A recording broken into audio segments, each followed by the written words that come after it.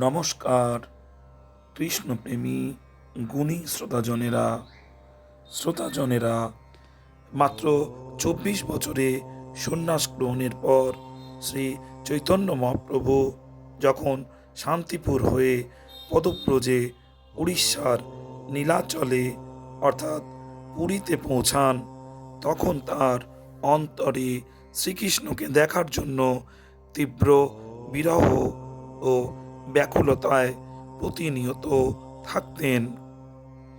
শ্রীচৈতন্য মহাপ্রভু হলেন রাধা ও কৃষ্ণের মিলিত তনু।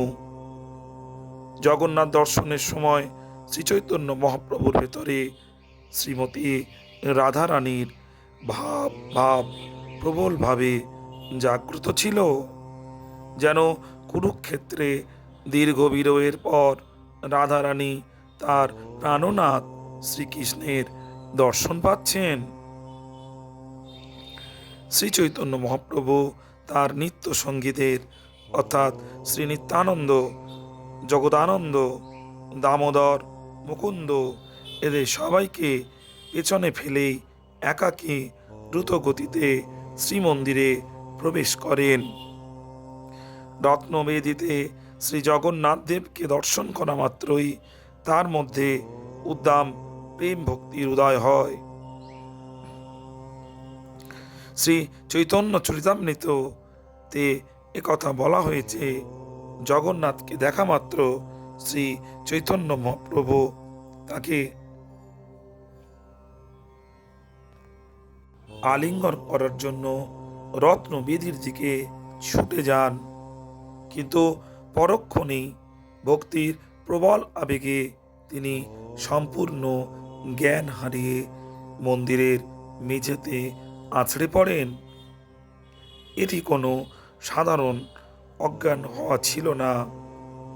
গৌড়ীয় দর্শন অনুযায়ী এই অবস্থায় তার দেহে অষ্টসাত্ত্বিক বিকার অর্থাৎ স্তম্ভ, শ্বেত, রোমাঞ্চ, স্বরভঙ্গ, বেপতু বা কম্পন, বৈবর্ণ, অশ্রু ও প্রলয় বা মূর্ছা চরম সীমানায় পৌঁছেছিল। গুণী শ্রোতাজনেরা, শ্রীচৈতন্য মহাপ্রভুকে কৃষ্ণ প্রেমে উন্মত্তের মতো ছুটে যেতে এবং পরে অজ্ঞান হয়ে পড়ে থাকতে দেখে মন্দিরের পরিছা বা প্রহরীরা ভেবেছিলেন তিনি কোনো সাধারণ পাগল বা নিয়ম লঙ্ঘনকারী বহিরাগত। তারা তাকে প্রহার করার জন্য বা মন্দির থেকে বের করে দেওয়ার জন্য লাঠি উঁচিয়ে ধরে। ঠিক সেই সময় সেখানে উপস্থিত ছিলেন পুরীর তৎকালীন প্রধান পণ্ডিত এবং রাজা প্রতাপরুদ্রের রাজগুরু সার্বভৌম ভট্টাচার্য। তিনি ছিলেন বেদান্ত ও ন্যায়ের অগাধ পণ্ডিত। প্রহরীরা যখন শ্রীচৈতন্য মহাপ্রভুকে আঘাত করতে উদ্যত, তখন তিনি তাদের বাধা দেন। ভট্টাচার্য একজন সাধারণ পণ্ডিত ছিলেন না। তিনি লক্ষ্য করেন যে এই সন্ন্যাসীর দেহে যে বিকার দেখা যাচ্ছে তা কোনো সাধারণ মানুষের পক্ষে সম্ভব নয়।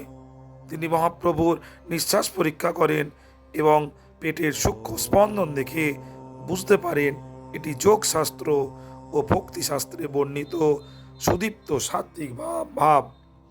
তিনি প্রহরীদের নিবৃত্ত করে বলেন, ইনি কোনো সাধারণ মানুষ নন, এনার দেহে মহাপ্রেমের লক্ষণ প্রকাশ পাচ্ছে।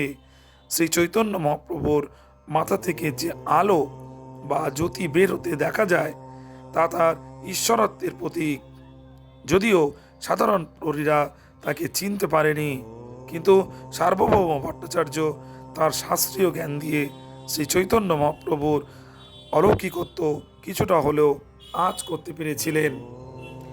এরপর সার্বভৌম ভট্টাচার্য তার শিষ্যদের এবং মন্দিরের রক্ষীদের সাহায্যে অজ্ঞান শ্রীচৈতন্য মহাপ্রভুকে ধরাধরি করে নিজের বাড়িতে নিয়ে যান, যেখানে মহাপ্রভু দীর্ঘক্ষণ সংজ্ঞাহীন ছিলেন।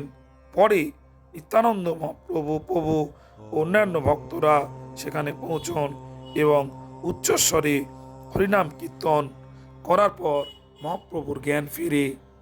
এরপরে সার্বভৌমের সাথে শ্রীচৈতন্য মহাপ্রভুর বিখ্যাত বেদান্ত বিচার শুরু হয়। সেখানে মহাপ্রভু মায়াবাদ খণ্ডন করে শুদ্ধ কৃষ্ণ ভক্তির শ্রেষ্ঠত্ব প্রমাণ করেন এবং শ্রী সার্বভৌম ভট্টাচার্য পরম ভক্তে পরিণত হন। জয় গৌরাঙ্গ সুন্দর ভগবানের জয়।